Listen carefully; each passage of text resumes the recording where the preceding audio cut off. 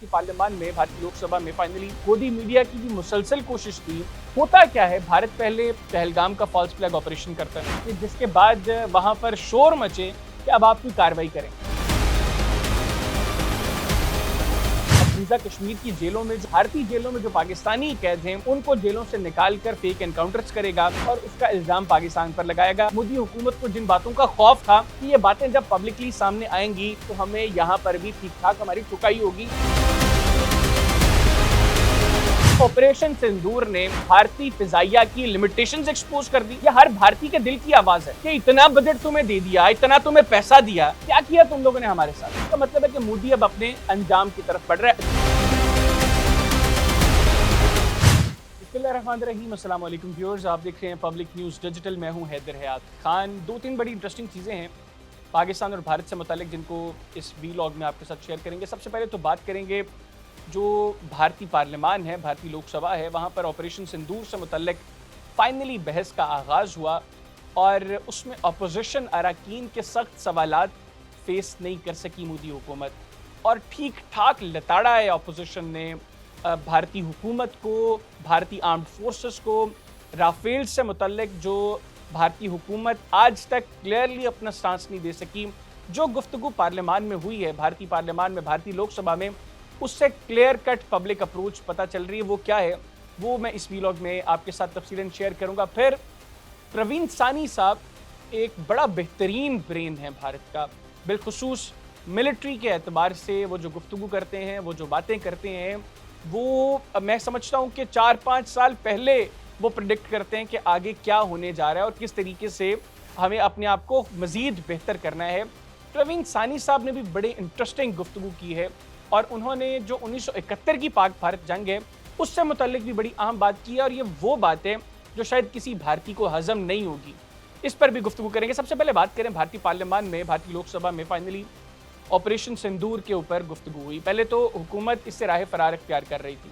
गोदी मीडिया की भी मुसलसल कोशिश थी कि इसके ऊपर गुफ्तगू नहीं होनी चाहिए, क्योंकि उनको अंदाज़ा है कि किस भयानक अंदाज में पाकिस्तान ने चोट पहुंचाई है भारत को उस 4 रोज़ा जंग के अंदर। होता क्या है, भारत पहले पहलगाम का फॉल्स फ्लैग ऑपरेशन करता है।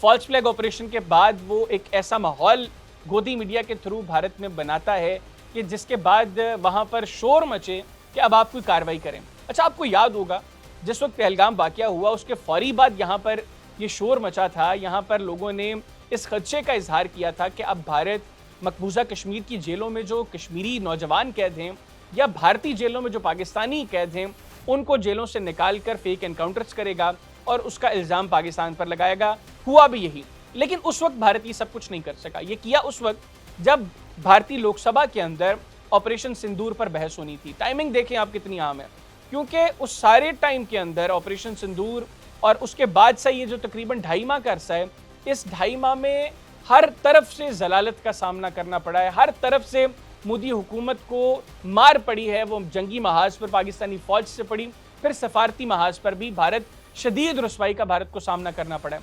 तो अभी भारत को, जो मैंने पहले कहा कि वो कोशिश कर रहे थे कि लोकसभा में इसके ऊपर गुफ्तगू ना हो, लेकिन गुफ्तगू से पहले ऑपरेशन महादेव किया गया। मोदी की रही से इस साख को बहाल करने की कोशिश की गई, लेकिन वहां पर भी नाकामी का सामना करना पड़ा, क्योंकि ऑपोजिशन ऑपरेशन महादेव की टाइमिंग के ऊपर भी सवालात उठा रही है। ऑपरेशन महादेव कब होता है? जब पार्लियामान में, लोकसभा के अंदर ऑपरेशन सिंदूर पर बहस होनी है। सेकेंडली, भारत के साबिक वज़ीर दाखिला चिदंबरम ये कहते हैं कि ऑपरेशन सिंदूर में पाकिस्तान का कोई ताल्लुक नहीं था। पहलगाम वाक़ये के अंदर पाकिस्तान का कोई ताल्लुक नहीं था उससे। वो क्लियरली ये बात करते हैं कि जो लोग, जिन्होंने मासूम लोगों की जानें ली पहलगाम के अंदर, वो भारतीय थे, उनकी ट्रेनिंग भी भारत से हुई। लेकिन आज भारतीय वज़ीर दाखिला अमित शाह क्या कह रहे हैं? उन्होंने लोकसभा के अंदर अपनी तकरीर के अंदर कहा जी कि तीनों को हमने एलिमिनेट कर दिया है, और अब उनकी जेबों से उनको क्या मिला? उनको पाकिस्तानी वोटर आईडीज़ मिली हैं, उनकी जेबों से उनको पाकिस्तानी चॉकलेट्स मिली हैं। यानी आप अंदाज़ा लगाएं कि इस घटिया अंदाज में वो चीज़ों को प्लान कर रहे हैं हड़बड़ाहट के अंदर, कि अब पाकिस्तान ने खुदा न खास्ता किसी को भेजा है तो क्या उसकी जेब में वोटर आईडी या उसकी जेब में कुछ सर्विस कार्ड डाल के भेजेंगे कि जी वहाँ पर जाकर कार्रवाई करो, वहाँ पर जाकर भारतीयों को मारो, और उसके बाद जब वो तुम्हें ख़त्म करें तो तुम्हारी जेब से सर्विस कार्ड्स भी निकलें, तुम्हारी जेब से तुम्हारे जो है वो जो वोटर आईडीज़ भी निकलें, और फिर पाकिस्तानी चॉकलेट्स। यानी भारत से उनको कोई चीज़ नहीं मिली, वो पाकिस्तान से चॉकलेट्स लेकर चले गए और वहां पर जाकर उन्होंने काम किया। 12 लताड़ा ठीक ठाक ऑपोजिशन ने, और ऑपोजिशन के अरकान ने वो बातें की जिसका खौफ था भारतीय हुकूमत को, मोदी हुकूमत को जिन बातों का खौफ था कि ये बातें जब पब्लिकली सामने आएंगी तो हमें यहाँ पर भी ठीक ठाक हमारी ठुकाई होगी, और भरपूर ठुकाई हुई वहां पर। ऑपोजिशन के लोग अब क्या बात कर रहे हैं?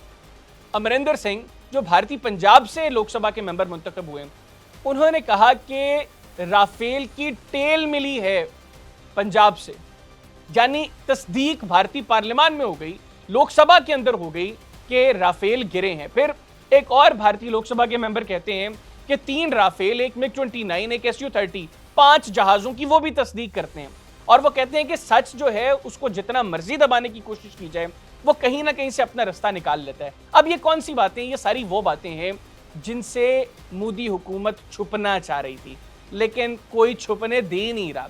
अब एक के बाद एक महाज पर उनको मार पड़ रही है, एक के बाद एक चपेट उनको हर महाज पर पड़ रही है। पहले मैंने आपको बताया कि जंगी महाज पर, फिर सफारती महाज पर, अब भारतीय खुद मोदी हुकूमत के खिलाफ बोलना शुरू हो गए। ये एक नई चीज है। गुज़िश्ता 11 साल में लोगों को अंदाजा था कि ये शख्स किस तरह भारत का बेड़ा गर्क कर रहा है, लेकिन लोग डरते थे इसके खिलाफ बात करने से, क्योंकि जैसे ही कोई शख्स मोदी के खिलाफ बात करता था उसको भारत में गद्दार डिक्लेयर कर दिया जाता था।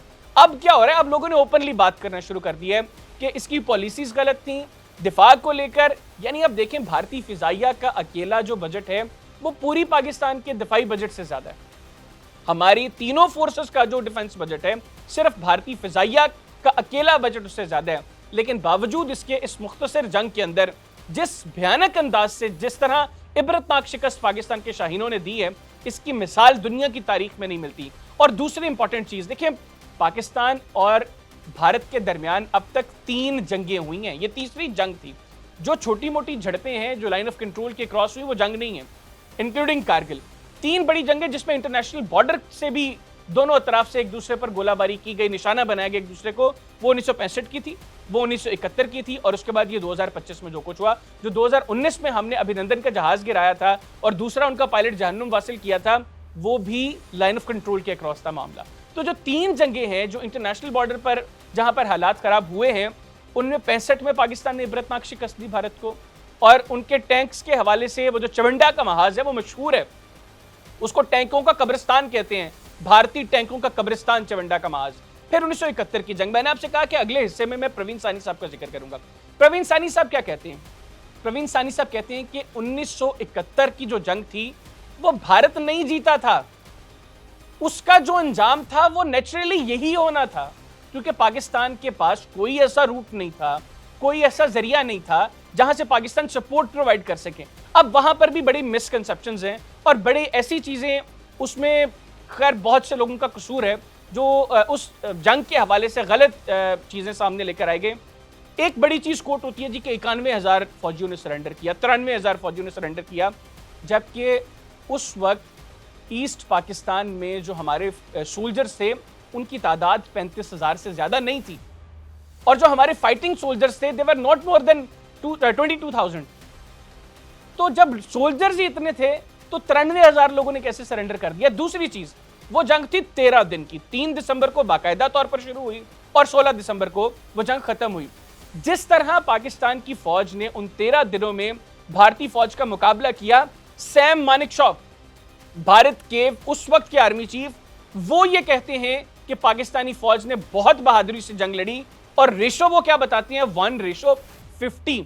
एक पाकिस्तानी फौजी के मुकाबले में 50 भारतीय फौजी थे, और पाकिस्तानी फौज घिरी हुई थी उस जंग के अंदर। एक तो हमारे जो बंगाली भाई थे जो उस वक्त गद्दारी कर चुके थे, सेकेंडली मुक्ति बानी, 2 लाख से बड़ा नंबर था मुक्ति बानी का, जो फौज के पीछे खड़ा फौज पर हमले कर रहा था। फिर बंगालीज जो बगावत कर चुके थे, आगे भारतीय फौज खड़ी थी, फिर लिमिटेड रिसोर्सेज थे, हमें फिजाई जो मदद वो नहीं मिल रही थी। तो प्रवीण सानी साहब कह रहे हैं कि वो जंग भारत ने पाकिस्तान को नहीं हराई थी, उसका अंजाम जो हुआ है ये होना ही था, नेचुरली ये कुछ होना था, और पाकिस्तान ने तो फिर 13 दिन मुकाबला किया भारत का। अगर वहां पर पाकिस्तान की जगह भारतीय फौज होती तो वो शायद 13 घंटे भी मुकाबला ना कर सकती। ये फिर भी बड़ी बहादुरी है हमारी फोर्सेस की। अच्छा, बहरहाल उसके बाद हम आ जाते हैं 2025, 4 दिन की जंग थी, अंजाम सबके सामने, दुनिया ने देख लिया ना। तब तो टेक्नोलॉजी इतनी नहीं थी, लोगों को वही चीज़ें दिखाई दे रही थी जो सामने नज़र आ रही थी। अब तो टेक्नोलॉजी है, सैटेलाइट्स हैं, दुनिया ने सब कुछ खुद होते देखा है, और पार्लियामान में भी, भारतीय लोकसभा के अंदर भी अब ये चर्चे हो रहे हैं।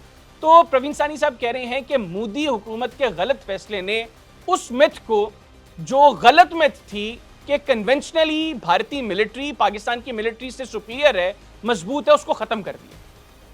वो कहते हैं वो मिथ खत्म हो गई है। किस तरह खत्म हुई है? इस ऑपरेशन सिंदूर ने खत्म कर दी। इस ऑपरेशन सिंदूर ने भारतीय फिजाइया की लिमिटेशंस एक्सपोज कर दी। इस ऑपरेशन सिंदूर ने दुनिया को दिखा दिया कि इस खित्ते में जो बंदा चौधरी बनने की कोशिश कर रहा है, जो एक बड़ी इकोनॉमी है, एक बड़ा मुल्क है, नंबर्स के एतबार से उनकी दिफा मजबूत होनी चाहिए थी, वो नाकाम हो गए। और फिर सिर्फ ये सिर्फ शिकस्त नहीं हुई, उनको इबरतनाक शिकस्त हुई है। पाकिस्तान की फिजाइया ने मनो मट्टी तले दफन किया है भारतीय फिजाइया को। और ये सारी चीजें प्रवीण सानी साहब बहुत पहले से इंडिकेट कर रहे थे। 2019 से वो ये बातें कर रहे हैं कि पाकिस्तान इलेक्ट्रॉनिक वॉरफेयर के अंदर खुद को जिस तरह बेहतर कर रहा है और पाकिस्तान की फिजाइया जिस तरह ट्रेन कर रही है खुद को, ये भारत के लिए बड़ी खतरनाक चीजें हैं। लेकिन भारत ने इन तमाम चीजों को इग्नोर किया, और इग्नोरेंस की वजह से अब आलम यह है कि भारत में हर दूसरा शख्स मोदी के खिलाफ बात कर रहा है। ये पल्स है जो ऑपोजिशन बातें कर रही है, जो लोकसभा में ऑपोजिशन के अरकान तकरीरें कर रहे हैं, ये हर भारतीय के दिल की आवाज है कि इतना बजट तुम्हें दे दिया, इतना तुम्हें पैसा दिया, क्या किया तुम लोगों ने हमारे साथ? ये हर भारतीय अब पूछ रहे हैं। इसका मतलब है कि मोदी अब अपने अंजाम की तरफ बढ़ रहा है। जाते जाते एक आखिरी चीज, एयर कमोडोर खालिद चिश्ती साहब पाकिस्तान के बड़े रीनाउंड डिफेंस एनालिस्ट भी हैं, फाइटर पायलट रह चुके हैं। उनका एक बहुत बड़ा क्लेम सामने आया। अभी तक क्या बात हो रही है? पाकिस्तान ये कहते हैं कि हमने 3 राफेल्स, एक मिग 29, एक SU-30 और एक मिराज 2000, ये 6 जहाज तबाह किए। एयर कमोडोर खालिद चिश्ती साहब कहते हैं कि पाकिस्तान ने 3 नहीं 4 राफेल्स तबाह किए हैं, और उनके टेल नंबर्स पाकिस्तान के पास मौजूद हैं। उनका रिकॉर्ड डेटा पाकिस्तान के पास मौजूद है कि उस जंग के अंदर चौथा भारतीय राफेल लैंड नहीं हुआ। इजाजत दीजिए, अल्लाह हाफिज। पाकिस्तान हमेशा जिंदाबाद।